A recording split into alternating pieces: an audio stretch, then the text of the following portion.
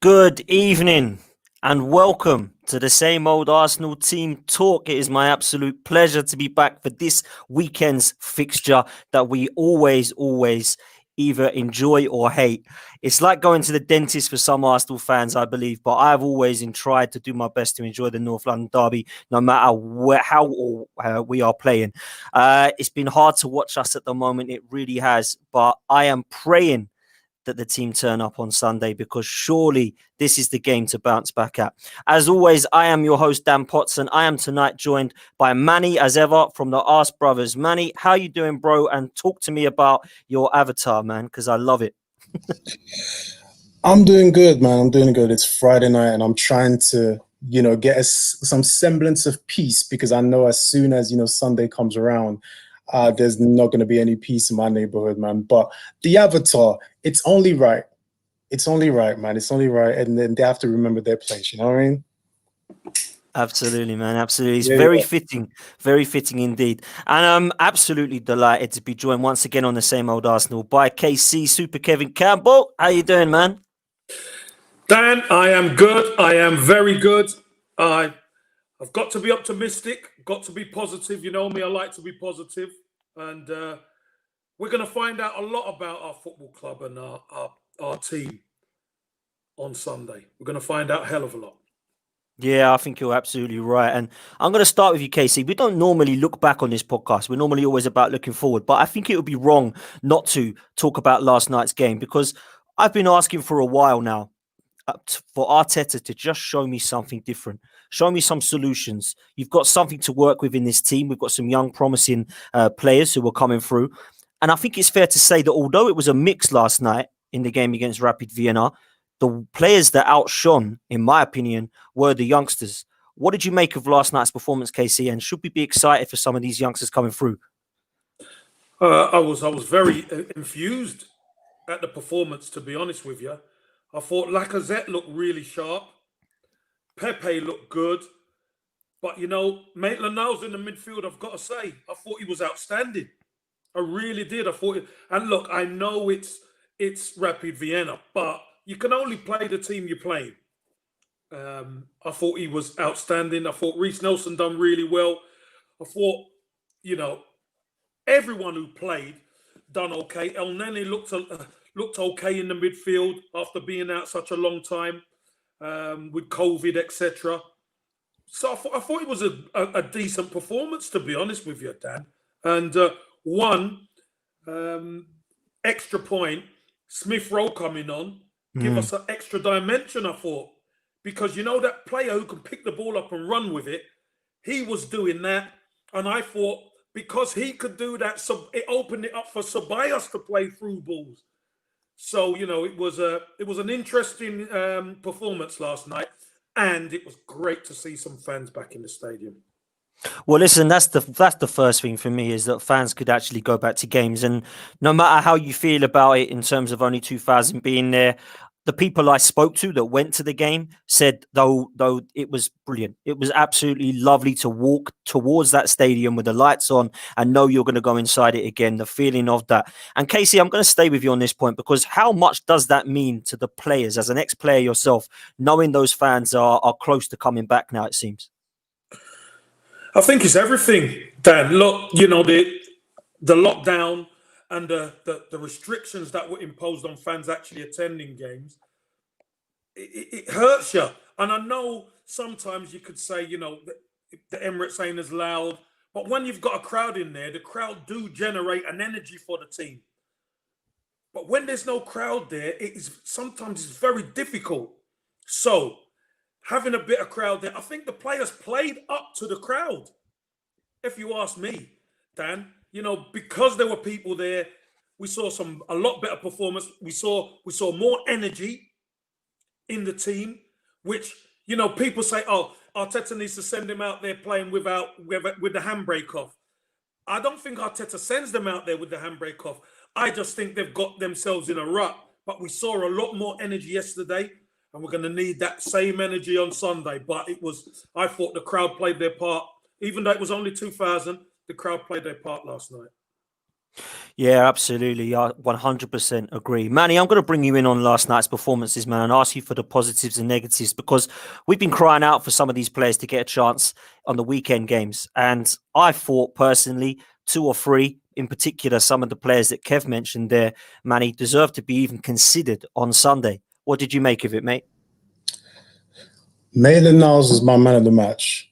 Right off the bat, I enjoyed what he did in midfield. There was an energy. He was getting himself in the right positions. He was attacking when he needed to. He was a threat going forward. I enjoyed that performance because even though people will say, oh, you can only, it's only Rapid Vienna, it's all about mentality at the end of the day. It's all about how you approach the game, right? Because even though it's just Rapid Vienna, we could have approached it that way and they could have turned us over that quickly, right? It's that simple. If you're not at it, a team like Rapid Vienna can catch you cold. But that wasn't going to happen. I enjoyed what Pepe did as well because he wasn't confined to the left wing, right? When he was popping the ball off, he was either going central, he was going right, he was going left. There was movement, and that was like the Fulham performance, right? That was just behind the Fulham performance in our best performance of the season. It doesn't matter that it was Rapid Vienna. So my positives were the youngsters did what they needed to do. I like Runnison in goal. I don't know what it is, but I like Runnison in goal in there. I thought Pablo Mari was decent. I thought El Neni and Maitland Niles worked. I thought the front three, there was movement. We were aggressive. And I thought Lacazette playing as a second striker and sometimes a pseudo third midfielder was a stroke of, a little bit of genius from Arteta. Maybe he's found Lacazette's position. Who knows? But yeah, all positive for me in last night's performance, man. The one negative though, Potts, and it is nothing to do with the performance, is that even though there are fans coming into the stadium, somebody had to maintain an agenda and pull out a bring back Mesut sign. And that really hit a nerve with me because, fans haven't been allowed in the stadium for such a long time. You'd think, you would go there and just support the boys down the pitch at the minute. And here we are talking about this agenda yet again. Even though it was just one person, it annoyed me because the commentators pinpointed that. So that was my only negative on the performance last night, mate. Yeah, and I think you're spot on. I looked at the banner and I said to my dad, I said, did you just see that? He said, no. I said, there was this banner that said, bring back Mesut. I was like, really? These fans are the first thing they want to do is bring a banner that says that. Not come on Arsenal, welcome back, we love you. They're still trying to bring this agenda up and trying to point out some negatives with this guy. And I don't think it's going to go away, Manny, until this guy's removed from the club. I really don't. And I cannot wait for the day that Mesut Ozil goes now because we're going to have this for the rest of the season, aren't we? We are, and he's not coming back, right? He's not coming back. Just get over that fact. For me, it was the fact that you're back in the stadium, the fact that you're seeing your boys play football live for the longest time, and you want to pull out that banner and continue the agenda. So what does that tell you about the mentality of some of our fans, man? It annoyed me because it took away from that performance. And yeah, I can't wait until he leaves the club, Pots. I cannot wait until we close this chapter on 7 years of absolute mediocrity from the guy, man. I can't wait to see the back of him, mate. And I would agree 100%. And I think that there's more than just Mesut Ozil that needs to leave this club in the summer, but that's going to be a whole nother podcast. Casey, let's come to you because there was some positives and there was some great youngsters. Does Arteta have the balls to put some of these players in on Sunday, do you think? Or are we going to see a kind of reverted team that was similar to the one that played against Wolves? I truly believe Mikel Arteta now has to look at some of these youngsters. Not all, but potentially some. Now, I'm going to start off on a little bit of a question. Where was Saliba? I know. Why not give him? Why not let us see him? And I know he's going out on loan or whatever. They're trying to get him out on loan, but we haven't even seen him. So it doesn't make sense to me. All that I want to see him, and even if he goes out on loan, I want to see him and see what he looks like in our first team. But some of these youngsters have been performing quite a bit in the Europa League. the main boys, so to speak, in the first team haven't been doing it. And I believe that transfer recruitment clock in Mikel Arteta's head is sped up now. January can't come quick enough. He can't rely on the guys that he thinks he can trust. And these youngsters are hungry.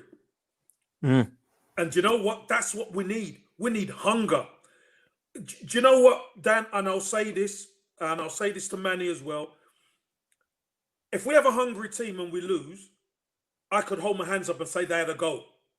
But Absolutely. it's when they don't have a goal, Dan, when they don't have a goal and they sit back and they don't get close to people and they don't put people under pressure, that's what frustrates me, and I'm sure that's what frustrates the fan base.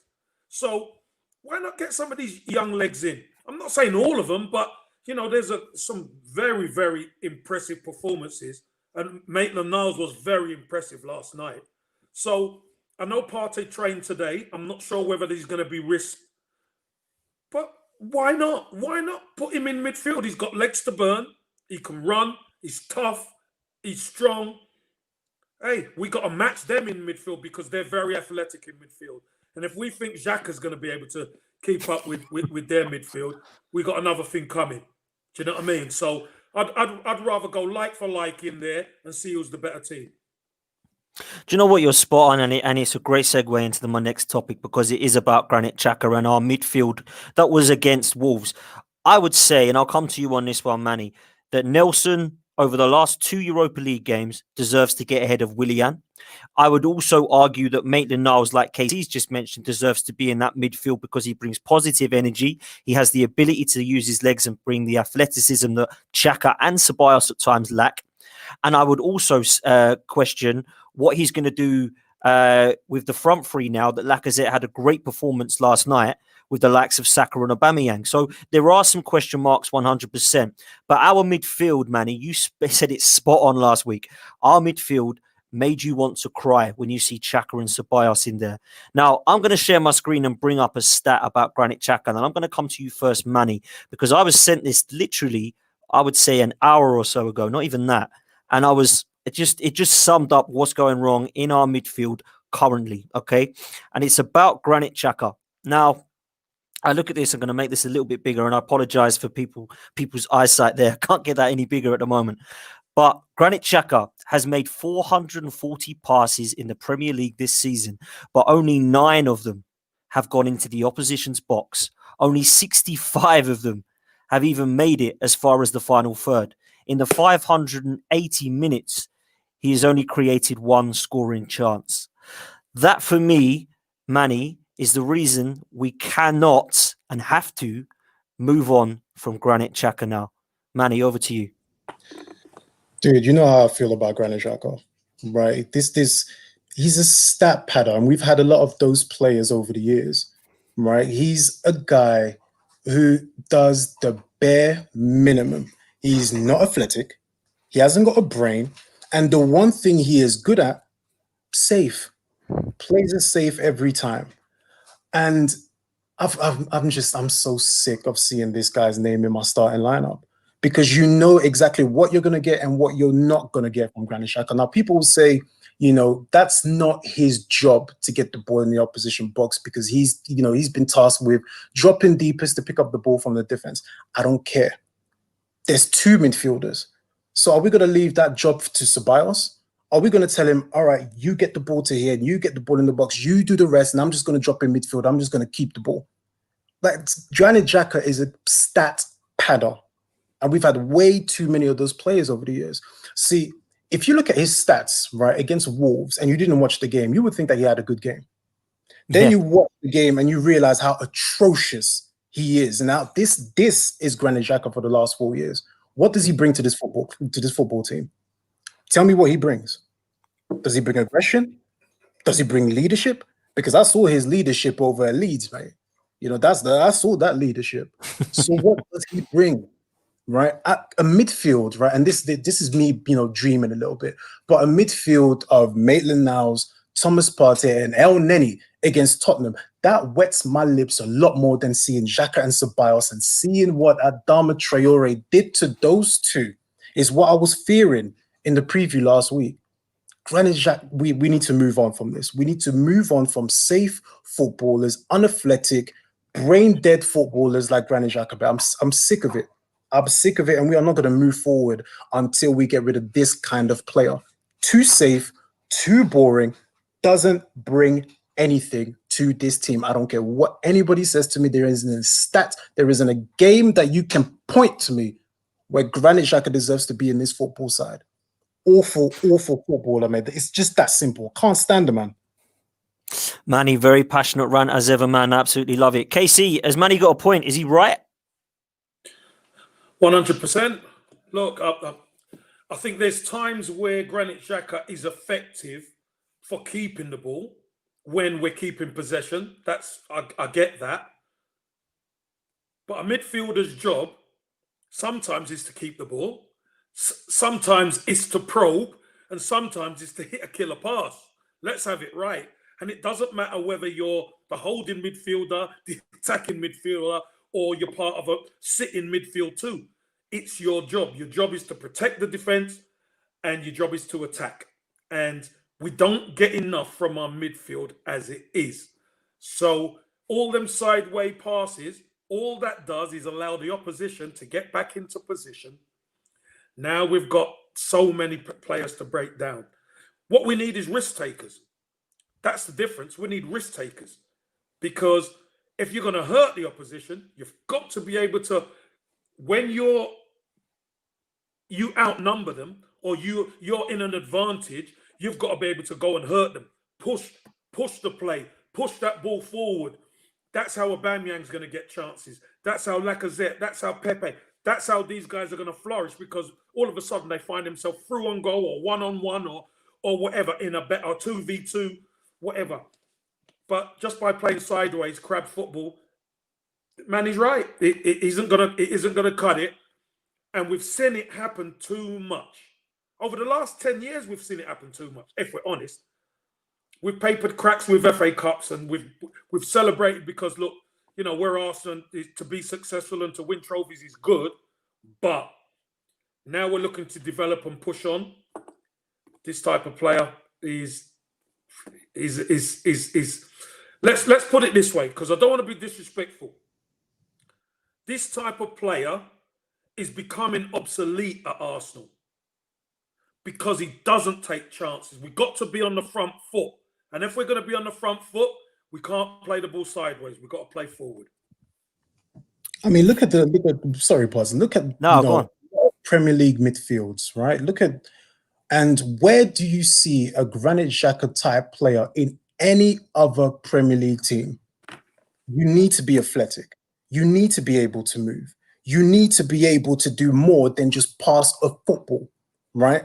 You need to be able to do more. And that type of player in Xhaka, it should have never existed in the first place. He should have never come to this football club. And I don't know what the obsession is with playing this guy.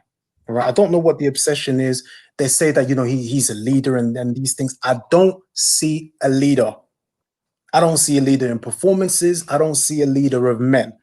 It needs to be obsolete, but we need to move away from the Granit Xhaka type. If you're playing Arsenal, right, and you see Granit Xhaka in the side, you know exactly who to get in that midfield.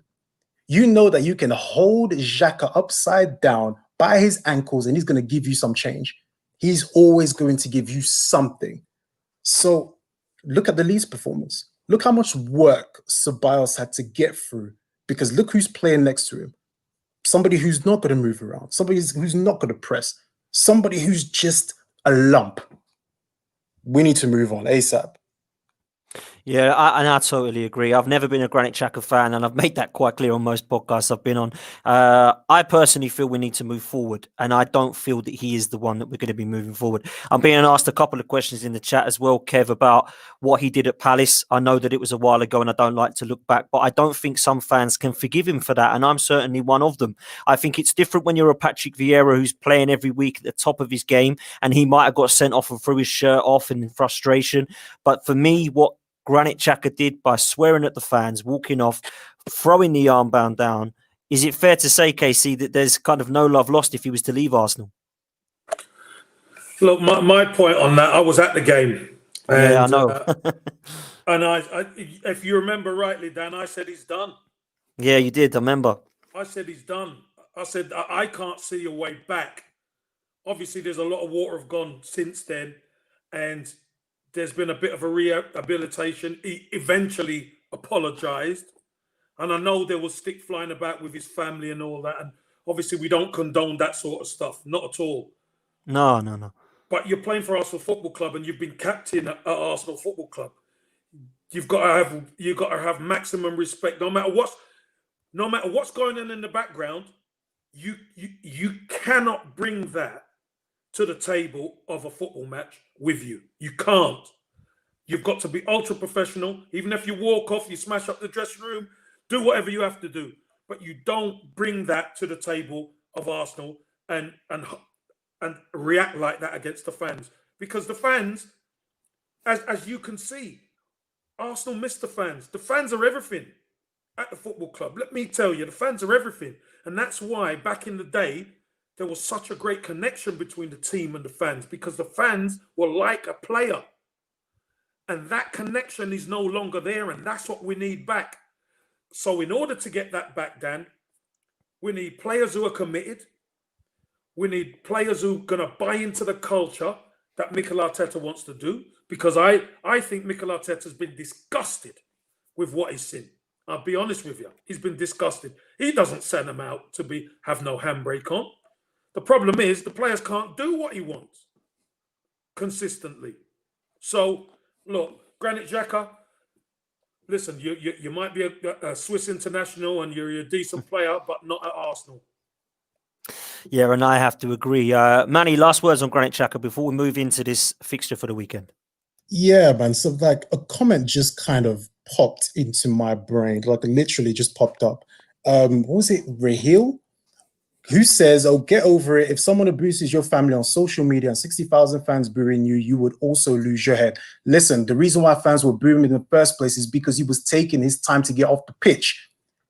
You at the time are the captain of the football club and you are taking your time getting off the pitch. And bear in mind, we were chasing the game. So it's not about having 60,000 fans booing him. 60,000 fans were booing him for a reason, because they wanted him to get off the pitch. And him as the captain, as the leader, what sort of example did he set for those youngsters, for kids in the stadium, throwing the armband, throwing the shirt? And some people forgave him. See, some of you may be ready to forgive that. But for me, once you disrespect Arsenal, once you disrespect this club, there is no coming back for you. None. So I don't want to hear this thing about, 60,000 fans booed him. They booed him for a reason, because he was taking his time and he didn't set an example. Get that right, mate. I think it's a great shout, Manny. Go on, Kev. Dan, I need to add a little bit to that. Go on, mate. He's talking about 60,000 fans having a go and your own fans, etc. Could you remember the time? Maybe Rahil weren't even an Arsenal fan. I don't know. So I'm going to ask the question. Do you remember when Tony Adams was getting all the donkey chants and all that? He was getting it everywhere. He was getting it from the press. He was getting it from... And what did he do? He didn't have a go at Arsenal fan. He didn't have a go at... Great he point. done a V sign. But he showed them with his performances, Dan. That's what Arsenal captain means. It means more than just the armband. Spot on. Do you know what I mean? It means more than... And listen, again, I don't know if Rahil knows the history, whether he's been watching, but a true captain takes it on his shoulders and rolls his sleeves up and says, "Come on, I'll show you. I'm the captain of this football club. I'll show you." And he fights even harder. But we haven't seen it. We've seen Koscielny chuck the captaincy away. We've seen Granit Xhaka against the fans. This is what the problem is. Man. You know, these and listen, and I don't want to sound to go overboard, but this isn't Arsenal, man. This isn't Arsenal. Arsenal players are committed, whether you're getting stick or you're getting praised. there is a mindset and a culture at the football club that when the fans come into the stadium and that team walks out of that tunnel, you know what you're going to get. You could get beat, but you know that team's going to have a fight and a goal. That's what you can guarantee. But we can't guarantee that anymore. And this is the most frustrating thing for us Gooners. I personally could not agree more. And the reason I could not agree more is not just because of the lack of quality between Tony Adams and Patrick Vieira and Granit Xhaka, but their mental strength and their mentality is chalk and cheese. And I believe that is why I want Arteta and Edu to get the players in that have the winning mentality, like the Kieran Tierney's and the attitudes of some of these youngsters like the Saka and Martinellis of this world. And we need to get rid of the Kolasinaks and the Mustafis and the Chakas and start moving forward now, because they've showed us for the last 4 to 5 seasons what they are, and it hasn't been good enough. So putting faith in players for 4 games is fine. Putting faith in players for 4 years that haven't done it for 4 full seasons now in some cases, and some cases even longer, just isn't the way forward. We're going to move on to the fixture at the weekend because it's a huge one, and I'm going to remain with you, KC. It's Tottenham. We all hate them, but we love playing them, and you have played them many a time. What is it about this fixture from an ex-player, KC, that makes it so special when you put on that Arsenal jersey and go out against your bitter rivals? Well, it's the enemy, Dan. Straight up enemy. When the whole week, this is in your mind. When you wake up, when you go to sleep, everything you do, this game is in your head. So just like the fans think it, the players are the same. Trust me. Now, this is, for Arsenal right now, this is a must-not-lose game. Because if we look at form, their form's up there and our form is down there. But the beautiful thing about the North London derby is form book goes out the window. It doesn't matter what went on all those weeks previous. It's what happens on the day. And that's why I said at the top of the show, we're going to find out a lot about those players. Because you know what, Dan? We know consistently they're not good enough. But what would it tell us if these guys can't turn up for a North London derby? That will tell us everything. And do you know what? Mikel Arteta should have a zip on his mouth. He should be zippy. He shouldn't even need to say a word, because those boys should be motivated to get that win and prove that they can do it and get 3 points in the bag. Because let me tell you something. Tottenham are good, but they're not unbeatable. We can beat them. I'm telling you, we can beat them. And if we turn up, we have a good chance. But if we don't turn up, it's that simple. We have to turn up and we have to fight. Absolutely spot on. We do have to fight. And I just cannot accept Manny losing this game of football. I don't care so much about losing to the Manchester Uniteds of this world or the Man City. It hurts when we lose a game of football. When we lose to these guys, there's a different kind of hurt. Do you know what I'm saying? It is a different kind of hurt. And it's great banter with some of my mates, but sometimes it's more than banter. You feel it more. There's emotions involved. This is a huge game of football. And it's one that I feel if we do win, then we can start to bounce back and move forward. But if we are to lose it, it could be like meltdown again yet on Twitter. Manny. Dude, there's one game in the season I will never accept losing. I will never even accept a draw, and that's this fixture here. I can't accept anything less than a win. And the fact that some of these players have to be reminded, bear in mind, a lot of them played in the 4-2. So they know exactly what that game means to these fans. They know exactly how some of them have scored in this fixture. Some of them have made their names in this fixture. So I will not accept that they don't understand what this fixture means. I cannot accept losing. Not to them. Not to them. They've got all this, this confidence and all of this bravado from nowhere. They haven't done anything. They haven't won anything. They haven't won anything in how many years? Nobody talks about them. And that gets just It's under the carpet. Nobody really cares about it because no one cares about Tottenham and what they do. You need to lift them up, right? Because they are, nobody cares about Tottenham. So whenever you give them praise, it's like, come on, do something. We're held to a different standard, hence why we're slated so much, right? I can't accept losing this game. I can't. I cannot. Like I was telling you guys before we came on air, when the London riots happened in Tottenham, I don't understand why nobody went after White Hart Lane. Right? That's how passionate I am about this fixture. I can't stand that club. I can't stand anything about them. This shirt, you know what I mean? That stupid emblem. I can't stand them. So losing to them, nah. Last season already, that was painful considering the performance that we put in, right? I can't stand losing to them. I don't, you know what? I don't celebrate St. Totteringham's Day unless we finish first and they finish 10th or 15th. For me, it doesn't mean anything. It doesn't mean anything at all. But we need to turn up, man. If there's one, listen, I don't care what happened against Wolves, if you don't turn up in this fixture, don't come back, mate. That's how I feel. That's how I feel about it, man. You don't lose this fixture. It's that simple. I can't say it better than what you've done, if I'm honest with you. This game means so much to everybody that supports Arsenal and anyone who kind of is close to the club, as far as I'm concerned. It's always been the game that fixtures come out. When have we got Spurs at home? When have we got Spurs away? It's the one you look at as an Arsenal fan. And I suppose the rivalry, as I was growing up, was always quite laughable, but it has become more and more so of late. And they've already won the league with 10 games gone because they're top and all of this stuff. So, KC, in your honest opinion, what can Tottenham do this season, in your opinion? Because as far as I'm concerned, their team isn't all that. They've got two great strikers, and Gareth Bale, when he turns up and is fit, can cause some damage.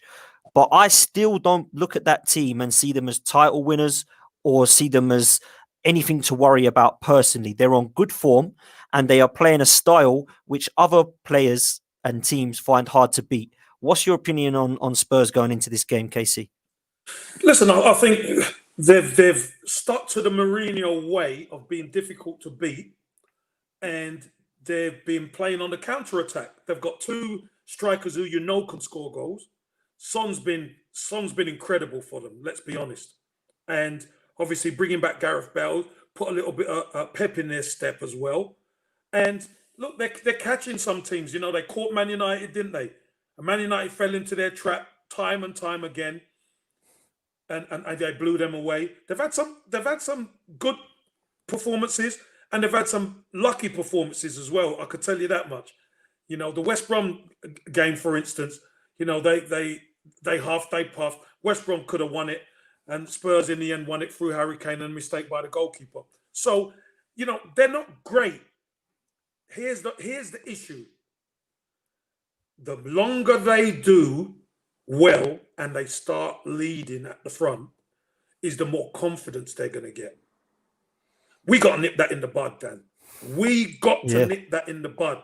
Because whether we like it or not, in the last few seasons, they've been more consistent than we have. I don't like to say that, but they have. They've been more consistent than us.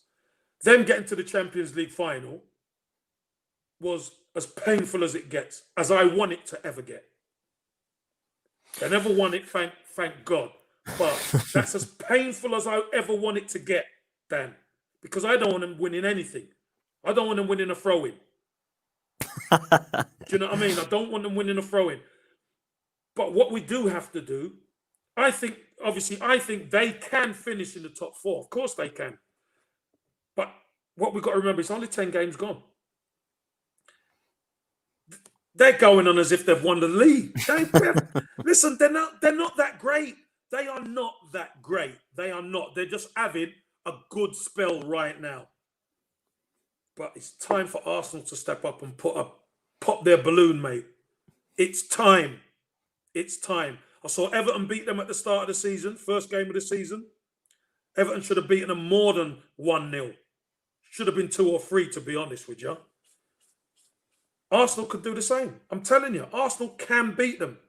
We know what they're going to do. They're going to put a block in place. Yep. And they're going to play like that at home. Mourinho's smart. If the Spurs faithful were in the stadium, they'd be going spare because they don't want to see that football.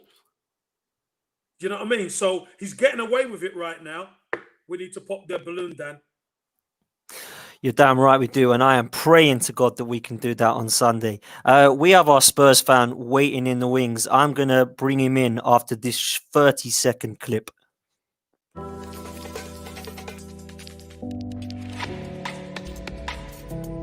West Cork Beard Company make beard oil and beard balm for a strong, healthy, great-looking beard. Handmade from all natural ingredients in Clonakilty, West Cork. Check out their YouTube channel for beard care tips and advice, or catch them online at westcorkbeardcompany.ie.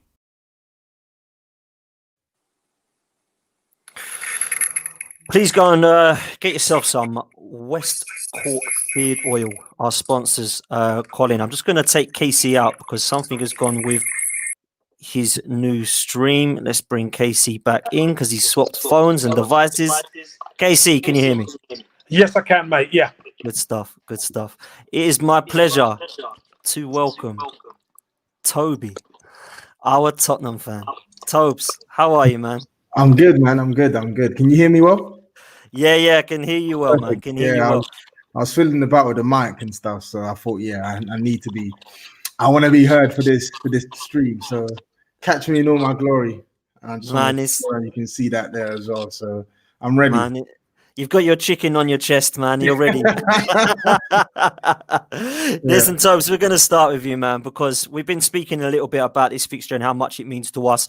It's obviously a huge fixture for you guys. But before we go into that, I want to talk about Tottenham just a bit, because when we last spoke, and it wasn't that long ago, by the way, due to COVID, you weren't happy with Mourinho's tactics. You weren't happy with the way you were playing. You questioned some of the players' abilities apart from Kane and Son. Yeah. How have things changed, or is it just good form? Is Mourinho starting to get to grips with this now? Because you're on great run, mate. You're on a great run. It has to be said. Yeah, I think you've summed it up there. Like whether it's a case of Mourinho getting to grips with what it's going to take to get some points on the board and utilizing our best players or players playing better. For whatever reason, we're doing really well this season, and I think it's a combination of all those three features. You know me and my thoughts on Mourinho. I'm happy with what he's doing this season, but whether I'm totally convinced that he's still the same old Mourinho remains to be seen. I need to see more. But the one thing some of the things he's doing this season that he didn't do last season is, for starters, getting as many of our better players on the pitch as possible. Yeah. In Ndombele, we knew he had his fitness issues last year early on, but Mourinho was publicly in the eye with him, working out during lockdown, breaking lockdown procedures. It was widely noted that the guy had slimmed down, trimmed down during the lockdown period, and Mourinho himself said that he was in a much better condition to play before the Man United game we played all those months ago when Project Restart was a thing, and yet we didn't see Tanguy Ndombele start a single game in any of the matches that we played during the restart. So I feel like of course a lot of the fans are getting on board with him now, because I think he's making the right decisions. He's making the right decisions in who to play. He's making the right decisions in terms of attacking with two fullbacks instead of one fullback attacking, one fullback staying. He's putting in a system that gets the best out of our best player in Harry Kane. He's making Sonny step up his game as well, and he's organized the defense. So really and truly, I can't come on here and talk bad about him this season, because apart from the first game and probably the first half of the second game we had in the league, he's not really put a foot wrong. So I think he's doing well, and I think, like you said as well, a lot of players are stepping up. In Ndombele, big difference in these performances from the second part of last year to this season. Serge Aurier, he was a calamity last year, and he's playing out of his skin this season. Eric Dyer, he's not a centre-back who I rate, but he's been on form, one of the best centre-backs in the league this season as well. So players are stepping up their game, and on top of that, the manager is supplementing that with his sprinkle of tactical prowess and good selection decisions this season as well, and that's why we're doing so well. Yeah, and I think you've summed it up well there. I mean, listen, I don't think it's the most attractive to watch, but you don't mind when you're winning. And I've said that when people slated me for wanting Diego Simeone when Arsene Wenger went in because they didn't play the Arsenal way. I would take the way that George Graham played, winning 1-0 and 2-1 any day of the week, because I saw some of the best games of my life because of that guy. And nobody said that, it was atrocious to watch as such, because he knew how to get results. And that's exactly what Mourinho does. His CV does not lie. I don't like him. I can't stand him. I don't want him at Arsenal. But as far as I'm concerned, he's doing the business for you at the moment in the league. So, Tobes, before we move on to Manny, I want to ask you this, because I want to say congratulations on winning the league with 10 games gone. Because your fans, because your fans have acted as if it's happened. Let's not put that on me, because I'm not moving like that. Talk to other fans. Don't talk to me about that. We still got 28 games to go, mate. So there we go. Man, listen, you're a level-headed fan. I'm only giving you banter, but there is some hilarious, excitable Spurs fans out there that believe that this is your year because the year ends in a 1. So let's see what happens, man. Let's see what happens. It could be, but we still need to see more. It could be. So you never know. Fair one, man. Manny, let's bring you in. Toby talks a lot of sense there, to be fair, and how Jose Mourinho has got this Spurs team playing. Are you worried going into this game, Manny, that this could be quite kind of hard to take because of the way that we could potentially lose this game? Because as far as I'm concerned, they know how they're going to set up. They're going to have chances that I believe that if we give them, they're going to take. And Kane and Son, as much as people are saying Harry Kane's injured, no, he's not. He's going to play. He always does. It's going to be very hard to take because they've got 2 fantastic strikers. So how do we stop Kane and Son, I suppose, is my question, Manny. You play them at their game, don't you? You play them in the Mourinho game. You know Mourinho's going to set up defensive. All right, you set up defensive as well. The onus is on Tottenham to come and win this game. They're the ones who are expected to, to get the result, just because of the way we're playing at the minute. So we should set up shop. It's not like we haven't done it before. We've done it against better teams. We've done it against better players than Son and Kane. So set up to counterattack. It's really that simple. And don't tell me we haven't got the players for it, because we do. We do have the players to play on the counterattack. And that wouldn't be, so far beyond the realms of reality if we play on the counterattack against Tottenham, because that's just the way to do it. They're playing well at the minute. You'll give them that. But at the end of the day, man, we know exactly what's going to happen. It happens every year, right? So let them have whatever it is they're going to have. How Mourinho's going to set up. So you set up how he's going to set up. And we see what happens. Have a ball 0-0. At the end of the day, it doesn't do anything for us, because we're not expected to win it. So it is what it is, man. Yeah, I think it's spot on. KC, one question for you. The last couple of seasons, Harry Kane has been so difficult to kind of mark out of this game. We've had Mustafi, we've had Luiz, we've had Socrates, we've now got Gabriel. Does that fill you with more confidence? I think who partners Gabriel is going to be the key, because we know Harry Kane's a dangerous striker, man. His record proves that. Gabriel can handle Harry Kane on his own. But the problem is, if you handle Harry Kane, you still got Son. So whoever is the partner, or however it's set up, the others have to be able to step up and defend correctly. I think that's what Arsenal's problem has been in the past.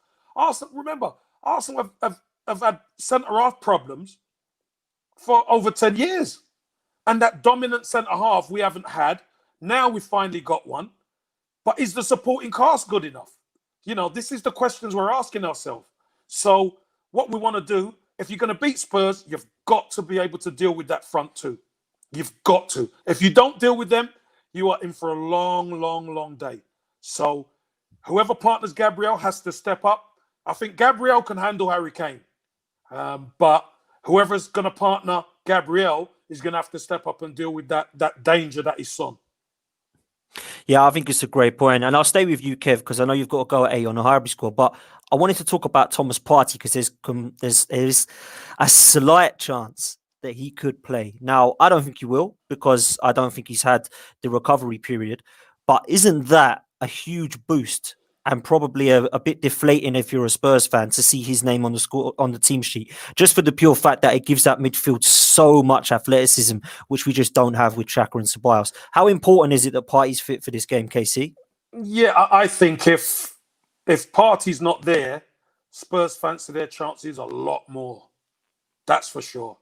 They know how good he is. They know what Thomas Partey can do. I think Partey wants to play. That's why he's giving himself every chance. He's trained today, see how he reacts tomorrow, etc. He wants to play because he's seen the midfield and it ain't great. Let's be honest. With him in there, he does so much work. He can protect, he can pass, he can run with the ball. He can do two men's job virtually. So I think it's really important he is playing. If he's even 70% fit, listen, he plays.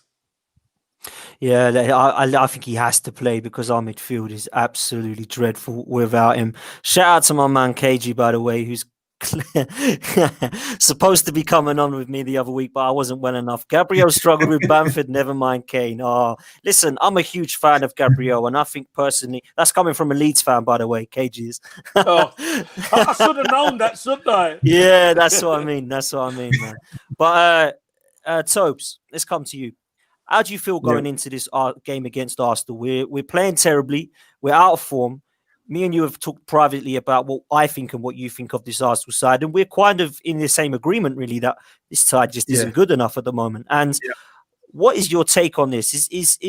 Are you looking at it thinking nothing but a win here because we have to beat them, they're terrible? Or are you thinking, I'll take a point, just don't lose? What's your attitude with this one, mate? I'm looking at it as a must-win. It's a must-win game. It's a derby match, and you are not in the best of form. I'm sick and tired of hearing the whole, form goes out the window, form goes out the window. I know it does, but you have to look at the situation in black and white. I've been saying that all week. Look at the situation in black and white. Forget about form. Look at the situation in black and white. And the situation in black and white is you can't score. You've got no quality out wide. Your defense is leaking goals. Your midfield isn't in balance. Even when Thomas Partey is playing, that midfield can still be got. I know how much he gives you, and he's a quality player, but I'm just looking at it man for man, manager for manager, and it's a mismatch. So for that reason and that reason only, when we go into that game on Sunday, this isn't even a being cocky thing. We have to beat you. There is no excuse for us to come out of that game without anything but 3 points, because you cannot beat Man City at home. You cannot go to Stamford Bridge and keep a clean sheet and then tell me you're coming into this game against this version of Arsenal and you're going to be happy with a point. Derby or no derby, it has to be 3 points this weekend, and I'm banking on 3 points this weekend. Fair play, Tobes. Manny, I'm going to let you come in on that. What do you make of that, man? Black and white. You know what I see? You know what I see in black and white? No trophies. It's the same old. It's the same old thing. We're not talking about trophies, though. We're talking about Arsenal. Hold on. You said things in black and white and how things are now, right? Well, yeah. I'm taking it back. I'm taking it back because I can. What the hell have you want to sit on here and say anything about black and white? Remember, we finished 8th last season. Yep. And we finished 8th for a reason, because we deserve to finish 8th. Okay. Yeah? We deserve to finish 8th because that's exactly how our football put us, right? The league table doesn't lie. Mm-hmm. But then how does a team that finishes 8th wins a title, and Tottenham, with all your confidence, you have nothing to show for your best period of football? That is written in black and white. This is the best Tottenham you are ever going to see. And at the end, the only thing that matters is what you put in that trophy cabinet. Okay. Because at the end of the day, when Tottenham players retire, do you really think they're going to talk about, when we beat Arsenal in this game or in that game? Nah, show me your trophies. Okay. Show me what you've earned. Okay, and mate. That's why they've earned nothing. It's all just right. Go on, Tobes. Go on, Tobes. Can I give you your shot to come back, Toby? Go on. But I didn't realize today's podcast was who's won more, Spurs or Arsenal. I didn't realize today's podcast was who's bigger, Spurs or Arsenal. I never came on here and said Spurs are going to win all the trophies. I never came on here and said Spurs are a bigger club than Arsenal. So I'm not sure why you're. No, it's my turn now. It's my turn now. I'm not sure why you're mentioning your trophies, because you won the FA Cup last year, but yet the same game that we're talking about here, Spurs v Arsenal at home, you lost. So we're talking about this game. We're not talking about who's going to win more this season. We're talking about Tottenham playing Arsenal this weekend. And all my points made earlier are about Tottenham playing Arsenal this weekend. I don't care about any trophies. I don't care about FA Cup. I don't care about Invincibles. I don't care about I'm talking about Tottenham versus Arsenal. And I'm looking at Tottenham versus Arsenal this weekend, and I'm telling you the facts in black and white. If you want to take them, take them. If you want to talk about trophies, go ahead and talk about trophies and change the narrative. But we are talking about Tottenham versus Arsenal this weekend. And Tottenham versus Arsenal, you have an inferior squad. You have an inferior manager. You are coming to our ground. Correct. So for me to say that we're going to win, how can you then tell me that, where's your trophy? Where's your silverware? That's not what we're talking about. I don't disagree with the fact that we've got an inferior squad. I know that, but still with that inferior squad, they can look back and go, and look how we achieved. See, what you can almost guarantee, right, is that you are more likely to see Tottenham win this game, but then at the end of the season, you're more likely to see Arsenal holding a trophy. You think so this season, based on the evidence you've seen so far? You think last season, dude? Okay, we finished 8th last season. We were terrible last season. Look at how we performed last season. Okay. But yet still, we put something in the cabinet. So, the best way to shut my mouth, is this period. Put something on the table that is worth talking about instead of 10 games. Put something on the table that we can talk about. Until then, there is no conversation to be had between Arsenal and Tottenham. Manny, Toby, hold on 1 second. Listen, I get your confidence, Toby, and I get what Manny's saying, and I get what you're saying, Toby. And you made a comment about you don't want to hear about form goes out the window. Yeah, you said form goes out the window. Yeah, I'm saying I'm tired of hearing it. Yeah, you're tired of hearing that. But remember, over the last 25 years, for probably 21 of them, it was Tottenham who was saying the form book goes out the window, not Arsenal. It was Spurs. Okay, but Kevin. No, hold on. Let me finish. It's really important. Okay. Toby can take this, by the way, because Toby's a good lad. I get that, and I just want to listen. I just want to say, for the last 3 or 4 years, Spurs have been in the ascendancy. They have been consistently better than Arsenal. As much as it pains me to say it, Toby, it's true. You have been in the ascendancy, but this is the key to everything. Black and white, Spurs. If going into this game, Spurs are favourites, 100%. But you can't say to us, you can say, but you can't say to us, you don't want to hear about the form but going out the window, because that's our chance. This is our chance. Kev. So for starters, I'm not saying that you can't say that. I'm saying I'm tired of hearing that, because I know it's true. It's a cliche. I know it's true. But what I'm saying is I feel like Arsenal fans are using that to mask all the deficiencies that Arsenal have right now. That's what I'm trying to say. I'm not saying that. Oh, yeah. All right. Well, Toby. I'm not saying you can't say it, but I'm saying I'm sick and tired of hearing every single Arsenal. Toby. Let's be honest, Toby. When the switch was flipped, you never wanted to hear all your deficiencies. You wanted to have a positive outlook. No, not me. No, I'm saying, well, all right, not you. Tottenham fan. But the majority of the Spurs fans don't want to talk about the deficiencies going into the North London derby, because we know our deficiencies. You know your deficiencies. All right? The key to this is Mourinho's getting away with it at Spurs, because if you had the crowd in there playing the way he does, just sitting on your own 18-yard box, there might be some difficult times for Spurs. Do you agree with that? Last season, yes. This season, no. And the reason why I disagree with it this season, And you lot all know my thoughts on Mourinho.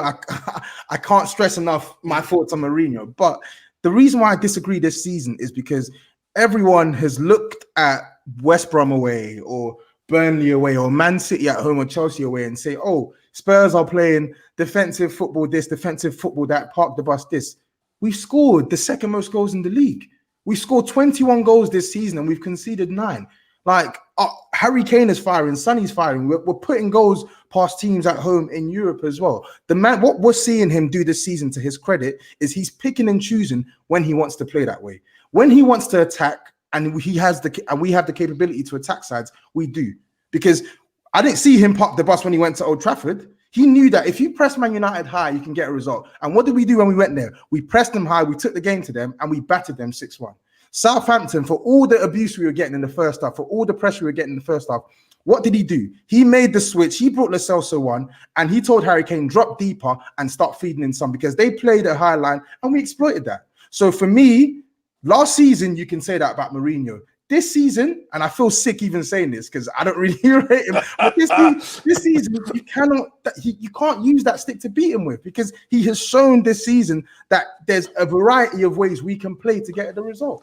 Well, there's 10 games gone, and I hope you have the same energy come the end. I will, bro. Trust me. If he messes Toby, up, forget whether he messes up or not. I'm just saying. Remember, fans are going to start coming back soon. Yeah. So I hope you have the same energy for Mourinho. I will. All right.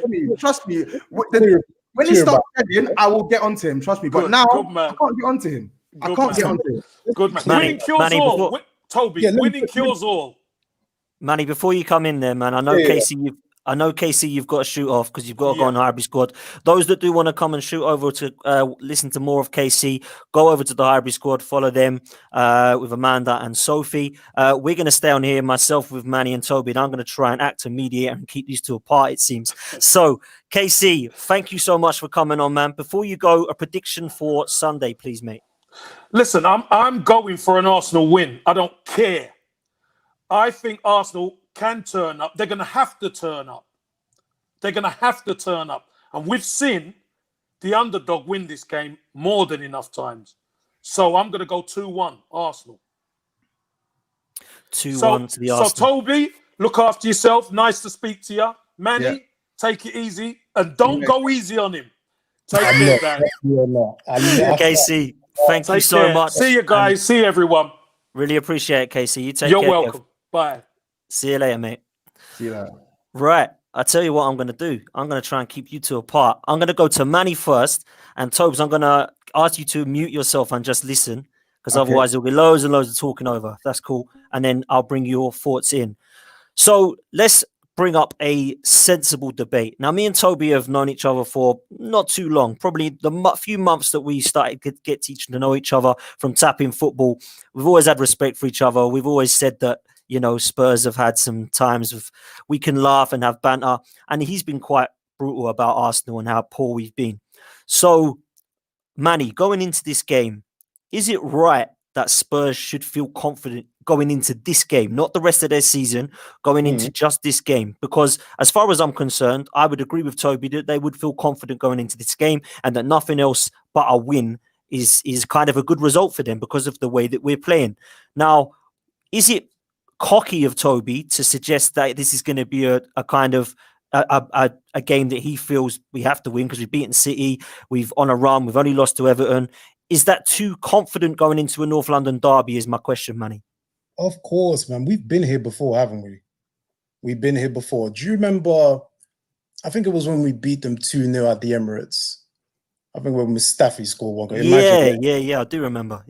Jesus Christ. And you remember the talk then, you know, power shift. You know, there's a power shift in North London.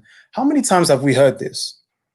I want to see where this power shift is, right? Because as far as if your power shift is because they've, you know, finished above us and they've got, which pains me to say, they got to a Champions League final, which was diabolical to watch, by the way. But I want to see this power shift because what they're doing now is things that we've done a long time ago. See, let's be clear about this, man. Let's be very clear. This Arsenal side is shit. Pure D shit. Let's be clear about that. Does Tottenham have the better side? Of course. Of course they do. There are more Tottenham players that you would want in the Arsenal side at the moment. Let's be real about it. And it pains me to say it because I can't stand those lot. But to go into this game and go, yep, we're going to wipe the floor with them. You lot should know better. You should know better than this. You've seen this. You've seen this before. You can't say you haven't seen this before. You can't say that this wasn't coming in the 4-2. You cannot tell me you haven't seen this coming. Or better yet, how many times have we gone into the North London derby and we've messed it up? Example, the 4-4. Oh, yeah, Jesus. The 4-4. That one still kills me to this day. The 4-4. Yeah. Or better yet, when we won 1-0 away with that gorgeous Rosicky goal, right? And then Tottenham completely dominated us for the rest of the game. Did anybody expect us to win that game? Did anybody say we were going to win that game? You cannot go into the North London derby and go, yep, I can pick a winner. Or just because Tottenham are playing well, they're going to win. You should know better than this. I know you hate this. I know you hate to hear it, Toby. The form goes out the window. But it's true. How many times have we seen this? How many times? Or better yet, for every 6-1 performance that you had against United, there's a 3-3 against West Ham lurking around the corner. Yeah? There's that kind of performance lurking around the corner. You can't tell me you're confident with that. And you know why I'm saying that? Just look at your game last night. Yeah? Lurking around the corner. So you cannot be 100% confident. No matter how bad we're playing, you're still looking over your shoulder because it's us. Because we love to do it to you. You've done it to us as well. Okay, Tobes, before I bring you back in, I think what I will say, Tobes, and I'm not sticking up for anybody here, is that you haven't kind of said you're going to win 4-5-0 on Sunday.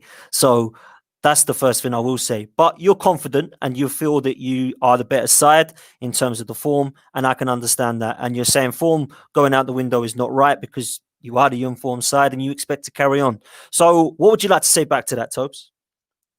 Yeah, I'm not saying that you can't say form goes out the window. I'm just saying that I'm tired of hearing it because I feel like Arsenal fans are hiding behind it in fear of making an accurate prediction of what they feel this game's going to end as.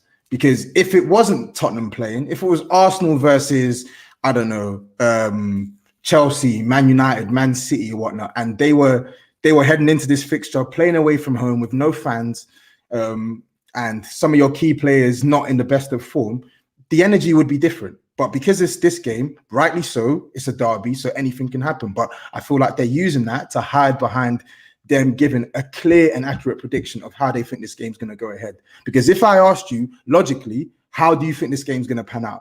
Why do you think Arsenal are going to win this game? You can't give me anything that is logically sound apart from form goes out the window. And I want to address the points that Manny mentioned as well. So he mentioned the 2-0 and the 4-2. I remember those games vividly. Yeah, I remember those games vividly. And I was one of the few Spurs fans who were confident as hell. Ask anyone who knows me. Confident as hell heading into those games. I was actually at that 2-0 game at the Emirates. I was in the away end for that one. And it was a rude awakening because we know that day was when I got put back into my place and I learned, yeah, it's very risky to go against this team at their ground in the derby. But you're not playing at the Emirates. That 4-2 and the 2-0, it's at the Emirates. It's with fans. It's where your atmosphere is rampant.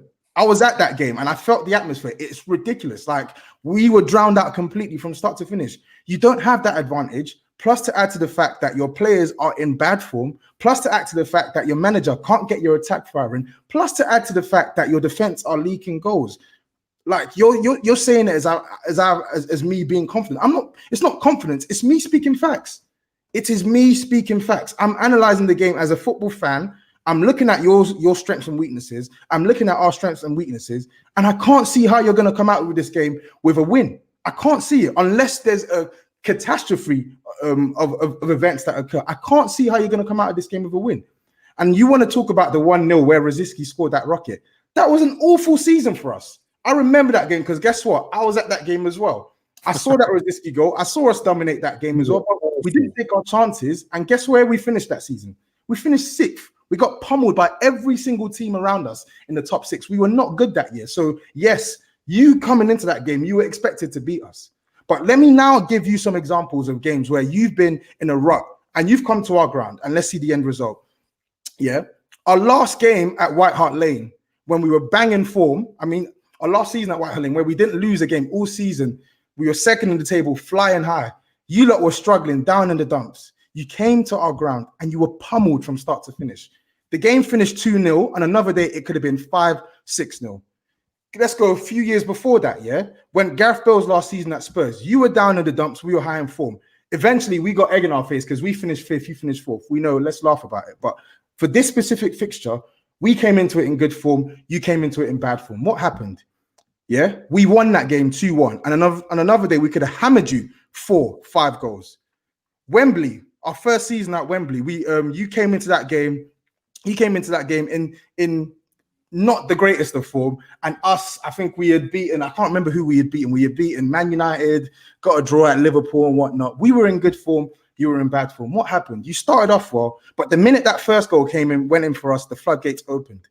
And we won that game 1-0, but on another day, we could have won that again, 4-5-0 with our finishing boots on. The reason why I'm saying all this is because I'm not looking at just form. I'm not looking at who's the bigger club. I'm looking at this fixture this weekend.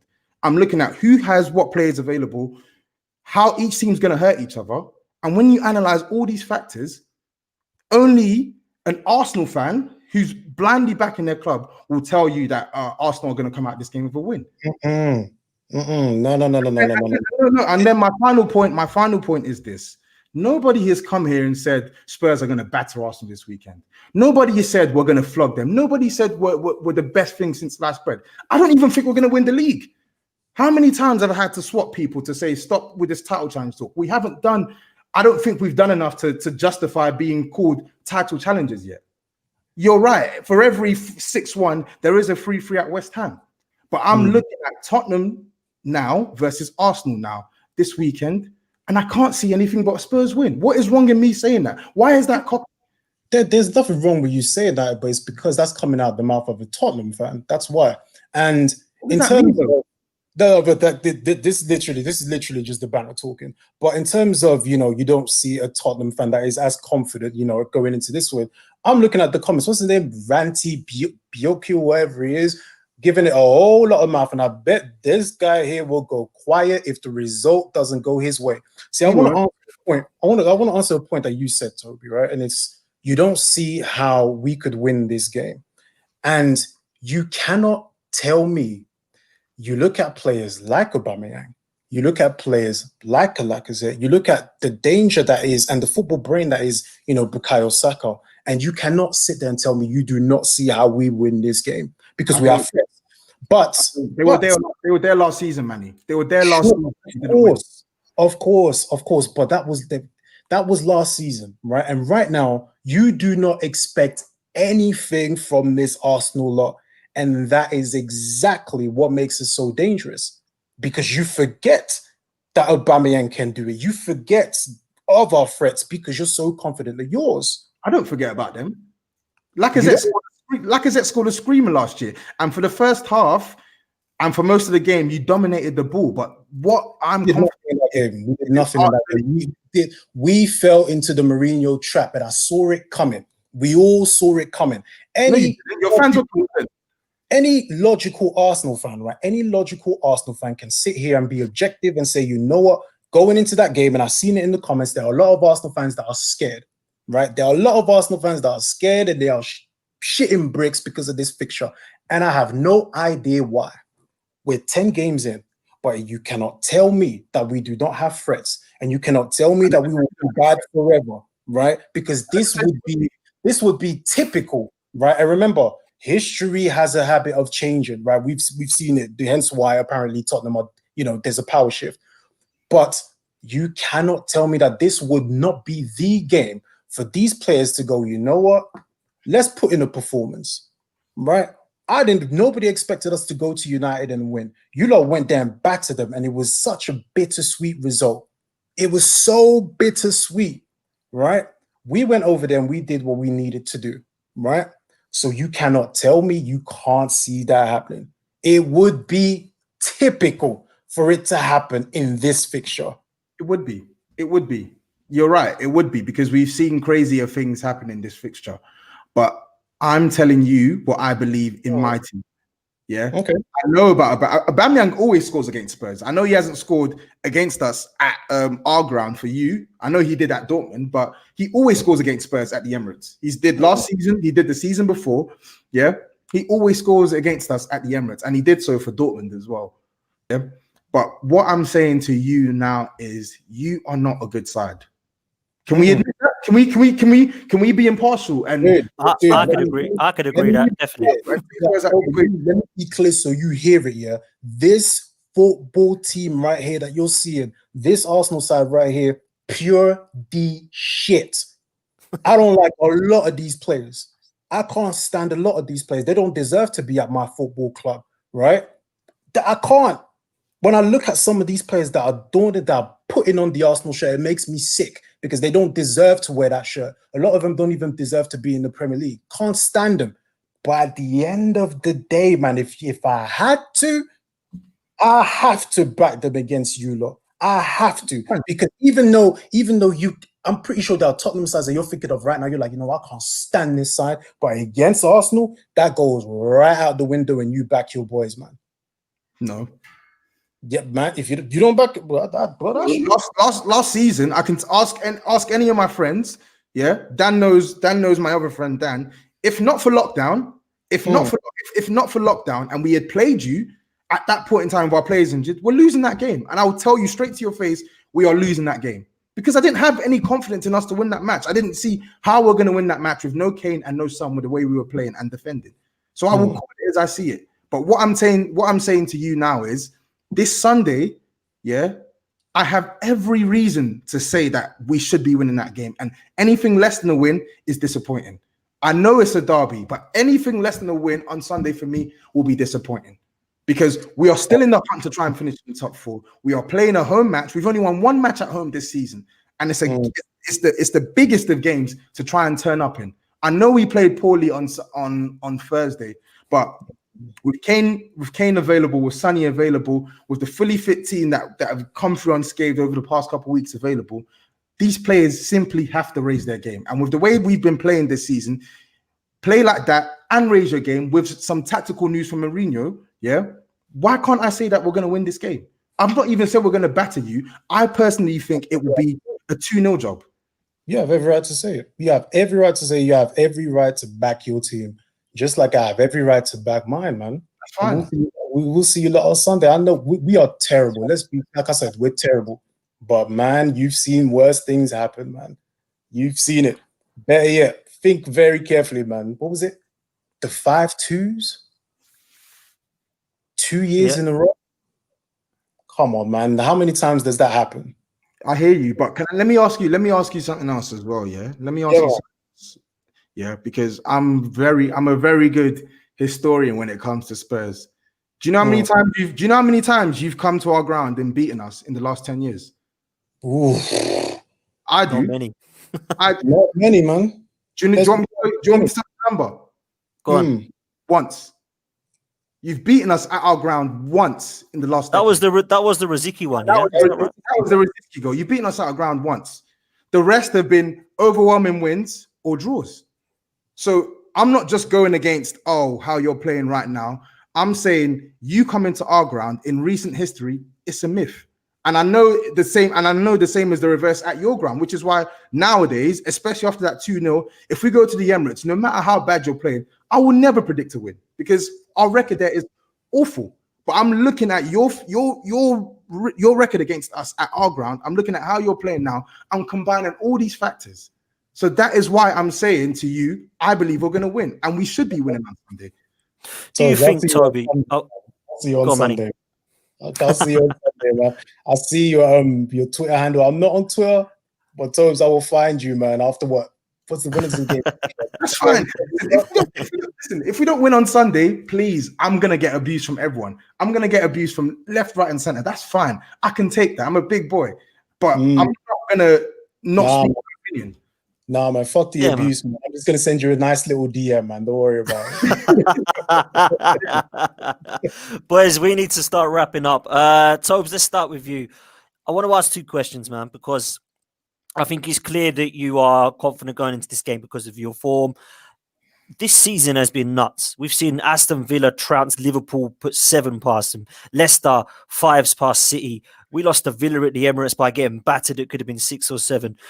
I see the other night, I put Jamie Vardy as my triple captain against Fulham. What happens? Fulham beat them, right? So this year 2020 is crazy. So it wouldn't surprise me if this was a crazy result and we see Arsenal do what they did at Old Trafford and just get the result that they need. It wouldn't surprise me. And then what wouldn't surprise me even more is that same Arsenal side then go to Burnley and lose at home at the Emirates. That's just the way that our season's going, yeah? Yeah. So my first question is, would it be a massive shock to you if Arsenal were to do the dirty on you? And secondly, what is your prediction, mate? I think it would be a shock if you won. Definitely. There's no two ways about it. If you drew the game, maybe I wouldn't be shocked. I wouldn't be shocked because, you know, it could be attributed to a lot of things. But I think you lot leaving this game with 3 points, I would be so shocked. Like, I would literally, I wouldn't be able to believe that it's actually happening.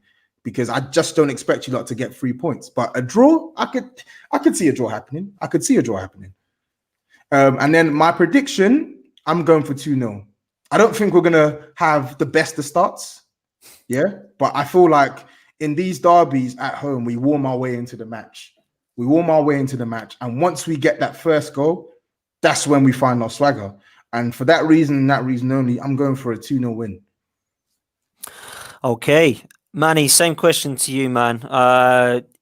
You've been kind of not confident, I wouldn't say, in terms of an Arsenal victory.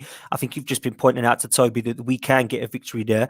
What do you expect to happen prediction-wise, mate? Let's ask you on the spot, Manny. My prediction. I can never predict against this lot, man. So I'm going to go with history. Turning around and then biting every Tottenham fan in the backside, man, including the one-man band in the comment section, man. History will come and bite you lot in the ass, and Arsenal will turn up. You can see it. You can see it happening, man. So I'm gonna go with 2-1. 2-1 Arsenal victory. Oh, my word. I'd love to be optimistic. I hate this part of the show. I try and play devil's avocado as best as I can. With you two tonight, that was hard, man. I tell you that. But listen, I need to be realistic about my team. If I see the lineup that comes out, right, at 4 o'clock or whenever it is, 3:30, and I see the Maitland-Niles in there with some legs, and I see the kind of Sackers and the Nelsons and the ones that have been really performing, I think I would probably be more likely to go for a draw because I feel that they would give their all for that shirt. But unfortunately, and Manny's going to hate me for this, and all the Arsenal fans in that chat are going to hate me for this, but I think we are going to be caught on the break twice. And I think you're going to take your chances twice. 2 shots, 2 goals, and I think Tottenham are going to beat us 2-0. I just do not see a way forward at the moment with this current senior squad. I'm going to see Xhaka and Ceballos in there, and I'm going to want to cry. I'm going to see the likes of Willian in there. I'm going to want to cry. Manny, go on. You're going to have a go at me now, aren't you? Go on, Manny. Man, just the next time I see you, man, that's all I got to say to you, bro. I'll say this, man. If he starts with Xhaka and Ceballos, man, we've had a conversation about Donkey Xhaka, man. That right there is Xhaka doesn't even walk into the Burnley team, man. I just want to see Arteta do something different, man. And Potts, you are getting ripped in the damn comment section, boy. Like, listen, I can take it because I'm realistic about it, man. I do not see it. I like you. We have these real conversations. That's why. Mm-hmm. Listen, I might be wrong, and of course I hope I am damn wrong. I do not want to lose to this team. I hate it. I don't accept it. But I have to be realistic. I don't have the faith that Arteta's got the balls to drop some of these players. I expect to see Xhaka. I expect to see Ceballos. I expect to see Willian. I expect to see Lacazette and Aubameyang that aren't currently firing. If they turn up, brilliant. I do not personally see that when I look at Wolves and Villa and Leicester and Leeds, that I can go into this Spurs game and think this team were just having some off days. they'll be fine against Spurs. I just don't see that. And I hope I'm wrong. I hope that it doesn't matter. Form goes out the window. You play for the shirt and you go for it. Pedo Tash, bro. Man, it's getting there now, man. I tell you that. I am cannot wait for my beard to grow back after November. I tell you that now. I feel naked without it. I'm gonna go for 2-0. Toby's going 2-0. Manny's going 2-1. Arsenal. Toby, thank you so much, man. Really appreciate you coming on and sticking up for your team. I know it's hard to come on for an opposition's podcast, mate. But man, I hope you enjoy the game Sunday, but not too much, of course. I'll be nervous, but I'm gonna try and enjoy it. Yeah, I'm sure you will, man. And when the reverse fixture's back, we'll get you and Manny back on to go for round 2, I'm sure. And I'll look forward to it, man. How can people follow you on social media? Because we have a few Spurs fans in here, man. Yeah, just follow me on Twitter, Instagram, at Tottenham Tobes. I'm pretty easy to find. Or follow follow our wider podcast channel, Touchline Fracker, as well. They're available on Instagram and Twitter as well. So yeah, just check me out and check us out as well. Great content there. Great stuff, Tobes. Always a pleasure, mate, speaking to you, and thanks so much for coming on. Manny, well done, sir. bro. Have you calmed down now, mate? You're all good now. Calm down, bro. I've been in second gear the whole show. What are you talking about? Yeah, I know you have. You've been in first gear for you, man. Bro, Jesus. you do not want to see me on Sunday, man. I turned into a completely different human being, bro. There's not an Arsenal fan or a Tottenham fan that loves this fixture. Trust me. It sends your heart all over the place, man. Absolutely. Yeah, so tonight is Friday night. I'm gonna do some crazy stuff and just medicate myself and drink, because I know come Sunday, man, it's gonna be hell at my house, man. But as always, Potts, man, thank you for having me on, bro. Oh, man, thank you. Always appreciate. Love your passionate rants. And I know everybody in the chat does too. Guys, please come and follow myself and Manny. You can follow Manny at the Ars Brothers on Twitter. You can follow myself at DanArsenal87. And please follow the podcast. If you haven't done so already, please like, subscribe, tell all your friends. We are just literally Arsenal fans talking about the club that we love. Nothing too serious, all pretty chilled out and informal. So please come and support the podcast and show the love. If anyone wants to follow us on Twitter, it's at Same Old AFC in capitals. Thank you to everybody in the chat. Thank you to everybody, including Nigel, for moderating tonight. Top man, really appreciate it. We will see you all on Monday, where I hope we have an Arsenal victory to discuss. Until then, up the Arsenal. See ya.